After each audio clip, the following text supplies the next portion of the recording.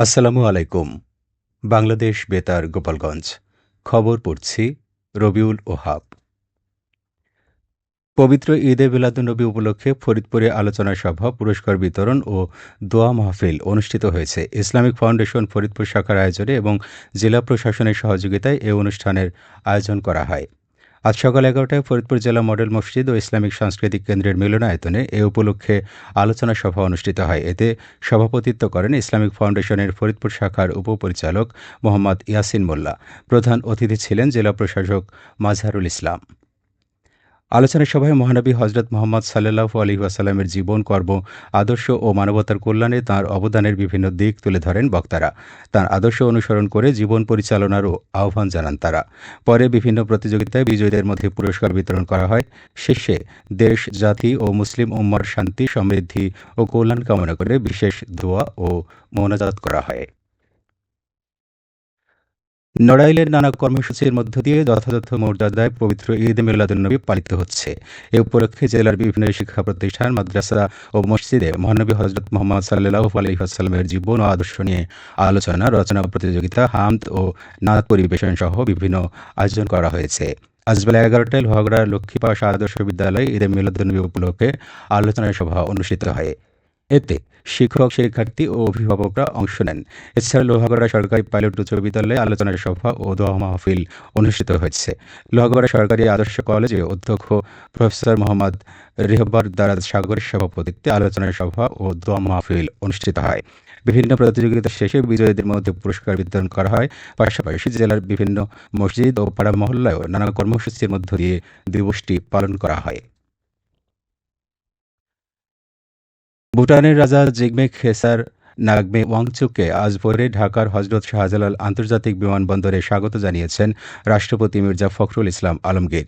Singapore থেকে ভুটান যাওয়ার পথে রাজার বিশেষ বিমান ঢাকায় যাত্রা বিরতি করে। এ সময় ভিভিআইপি লাউঞ্জে রাষ্ট্রপতির সঙ্গে তার সৌজন্য সাক্ষাৎ হয়। সাক্ষাতে দুই দেশের সম্পর্ক ও পারস্পরিক স্বার্থ সংশ্লিষ্ট বিষয়ে আলোচনা হয়। রাষ্ট্রপতি ভুটানের রাজা ও রাজপরিবারকে বাংলাদেশ সফরের আমন্ত্রণ জানান। জবাবে ভুটানের রাজা রাষ্ট্রপতি ও প্রধানমন্ত্রীকে ভুটান সফরের আমন্ত্রণ জানান।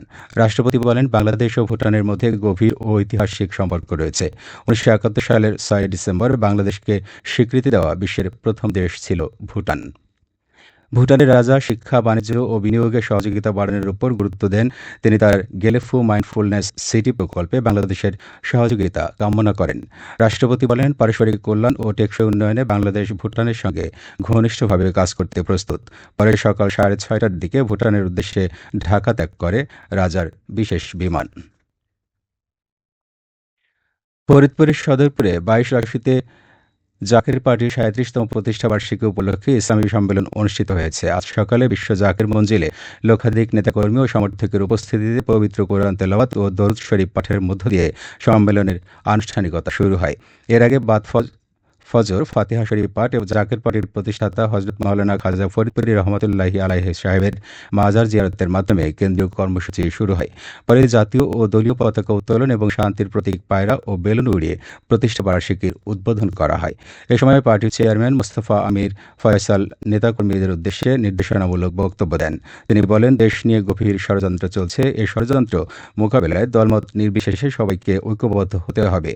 তিনি আরও বলেন, মধ্যপ্রাচ্যকে খণ্ডবিখণ্ড করার যে চেষ্টা চলছে, বাংলাদেশেও সেই চক্রান্ত বাস্তবায়নের চেষ্টা করা হচ্ছে। দেশের মানুষকে সঙ্গে নিয়ে এসব ষড়যন্ত্র রুখে দেওয়ার আহ্বান জানান তিনি। দিনব্যাপী দোয়া, জিকির ও দলীয় বিভিন্ন কর্মসূচির মধ্য দিয়ে প্রতিষ্ঠাবার্ষিকী পালন করা হয়। শরীয়তপুরের গোসাইরহাটে মাহিন্দ্রা ট্রাক্টরের ধাক্কায় মুজিবুর খান নামের এক যুবক নিহত হয়েছেন। আজ সকালে সামন্তসার ইউনিয়নের মৌলভীবাজার এলাকায় এই দুর্ঘটনা ঘটে। নিহত মুজিবুর পূর্ব লাকাচুয়া গ্রামের বাসিন্দা। স্থানীয়রা জানান, সড়কের কাজের জন্য আসা একটি দ্রুতগতির মাহিন্দ্রা ট্রাক্টর মুজিবুরকে সজোরে ধাক্কা দেয়। গুরুতর আহত অবস্থায় তাকে গোসাইরহাট উপজেলা স্বাস্থ্য কমপ্লেক্সে নেওয়া হলে চিকিৎসক মৃত ঘোষণা করেন। গোসাইরহাট থানার ভারপ্রাপ্ত কর্মকর্তা মোহাম্মদ বোরহানুদ্দিন জানান, নিহতের মরদেহ ময়নাতদন্তের জন্য শরীয়তপুর সদর হাসপাতালের মর্গে পাঠানো হয়েছে। দুর্ঘটনার পর চালক পালিয়ে গেলেও ট্রাক্টরটি পুলিশ হেফাজতে রয়েছে। অভিযোগ পেলে আইনগত ব্যবস্থা নেওয়া হবে। এদিকে নড়াইলের কালিয়ায় দাঁড়িয়ে থাকা ট্রাকের পেছনে ইট ভাঙা ট্রলির ধাক্কায় মোতাকাব্বির সর্দার নামে এক যুবক নিহত হয়েছেন। আজ দুপুরে কালিয়া নড়াইল সড়কের চাঁচুড়ি বাজার এলাকায় এই দুর্ঘটনা ঘটে। নিহত মোতাকাব্বির কদমতলা গ্রামের আজগর সর্দারের ছেলে। পুলিশ এবং প্রত্যক্ষদর্শীরা জানান, চাঁচুড়ি বাজারে মালামাল খালাসের জন্য একটি ট্রাক সড়কের পাশে দাঁড় করানো ছিল। মোতাকাব্বির ট্রলি চালিয়ে ফেরার সময় সেতু থেকে নামার পথে ট্রলিটির ব্রেক ফেল করে। এতে নিয়ন্ত্রণ হারিয়ে ট্রলিটি দাঁড়িয়ে থাকা ট্রাকের পেছনে সজোরে ধাক্কা দেয়। এতে ঘটনাস্থলেই মোতাকাব্বির নিহত হন। ট্রলিতে থাকা তার সহকারী প্রাণে রক্ষা পান। পরে খবর পেয়ে পুলিশ ঘটনাস্থলে গিয়ে নিহতের মরদেহ উদ্ধার করে। কালিয়া থানার ভারপ্রাপ্ত কর্মকর্তা ইদ্রিস আলী জানান, আইনি প্রক্রিয়া শেষে মরদেহ পরিবারের কাছে হস্তান্তর করা হবে। সবশেষে আবহাওয়া।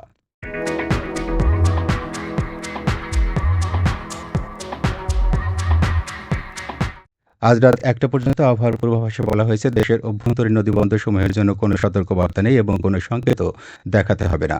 খবর শেষ হলো। আমাদের পরবর্তী খবর প্রচারিত হবে আগামীকাল সকাল ৮টা ৩০ মিনিটে বাংলায়।